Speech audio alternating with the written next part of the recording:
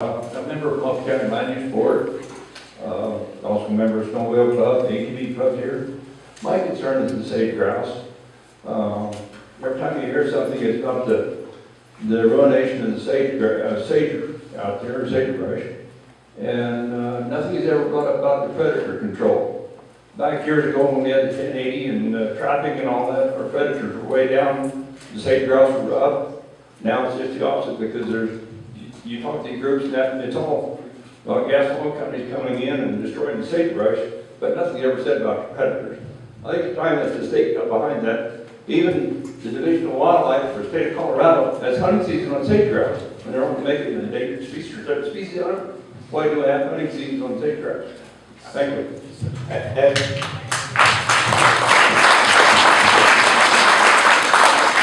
You know, one of the other things, so the analogy between more predators, less sage grouse, pretty intuitive, right? Pretty obvious. But I'll tell you, when you get the maps out, right? Again, those years I spent as a geologist, I love seeing things on 2 dimensions on maps.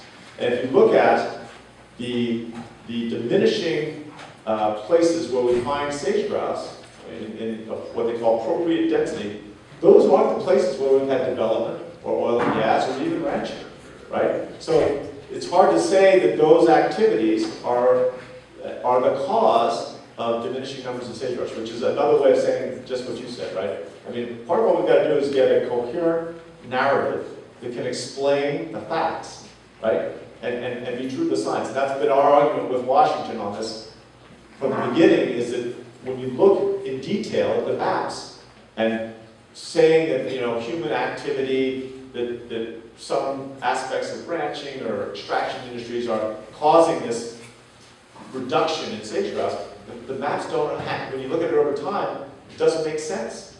The places where you still got sage grouse is sometimes closest to where the most activity is, and the places where you've lost sage grouse are places where you had essentially no activity. So again, my commitment is we're working with all the Western governors. I think united we are stronger than individually, and we're going to sit down. I talked several times, but met personally one-on-one with Sally Jewell, twice now, I guess, the new Secretary of the Interior. And she has an open mind, right? She's not well versed in this issue, and she recognizes that. What she's hearing the first time is from her staff at Fish and Wildlife, and I think she gets a slanted version. My job is to make sure that she gets I shouldn't say a slanted version on the other side, I just said a better version, how's that? But a balanced version, so she hears both sides of the story. And that's, you know, I'm going to see her, I think, in sometime in the next 6 weeks or 2 months. Governor, thank you for being here. I'm Chuck McConnell, and I live in Routt County. We have coal and oil and gas in Routt County, and I'm a citizen. The President of the United States has declared openly a war on coal. And he has directed his Environmental Protection Agency to implement the tools of that war.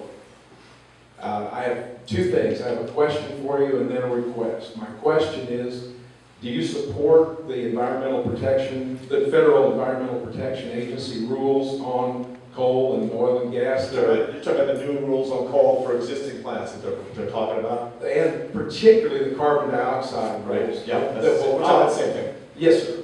And the other thing is, given your position, and congratulations on being a key person in the Western governors, and given the fact that we have a federalist form of government, I would like to request that you and the governors of the Western states stand up to the President of the United States and say, we just can't have that. It's hurting us.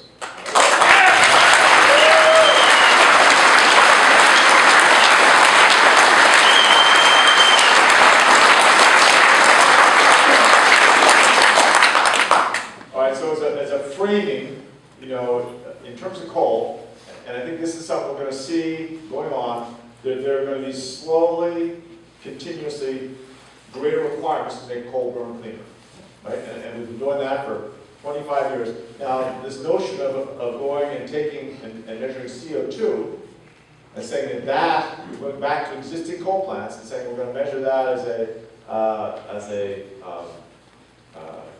part of the EPA's pollution measures without actually having, health-related data on that, I think it's tricky. And so what we're trying to do is go back to them and say, now, whoa, slow down. Let's look at, more realistically. So states like Colorado, well, we've already done a great deal trying to make sure we have cleaner plants, more natural gas plants.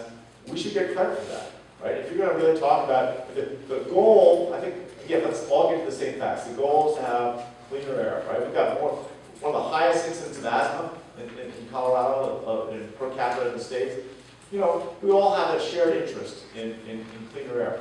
That being said, let's do it in a reasonable way, where the money we spend, we get a reasonable reward on. And so going back to some of these plants and expecting them to do, extensive retrofits for things that will have, how much value, doesn't seem to make sense.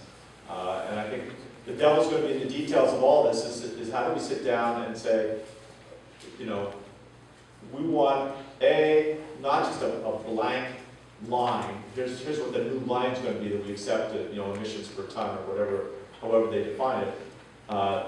We want to have a statewide or even a regional-wide recognition that those places have already made significant investment. Same thing's true with the sagebrush. If you look at how much money Colorado, in terms of our Department of Natural Resources, how much we've invested into habitat, we've now added just about 100,000 acres of land that we either put under conservation easements or land that is actually owned by the organizations like the Nature Conservancy that is dedicated, and they're specifically enhancing that habitat for sage-grouse. We don't get any credit for that.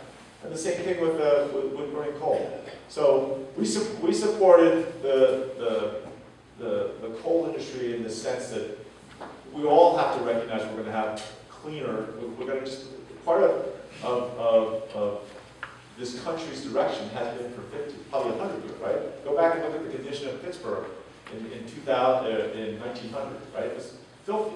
But people are always going to want to clean things up. The question is, how do you do so for a reasonable cost? And don't expect communities to throw, to waste money, spending large amounts of money for very small improvements of conditions.